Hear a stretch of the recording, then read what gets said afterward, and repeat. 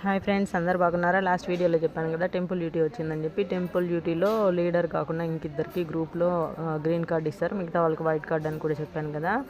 రోజుకి 500 మంది వరకు మనకి టెంపుల్ డ్యూటీ ఇస్తారు. వాళ్ళలో 5 బ్యాచ్లుగా పంపిస్తారు, 100 లెక్కన. ఆ 100లో మనకి 30 మందిని లోపలికి గుళ్ళోకి పంపిస్తారు. వాళ్ళల్లో మనకు వచ్చిందంటే నాకు అసలు షాక్. నాకు వచ్చింది గ్రీన్ కార్డు. ఇదిగోండి, ఇదే ఆ కార్డు.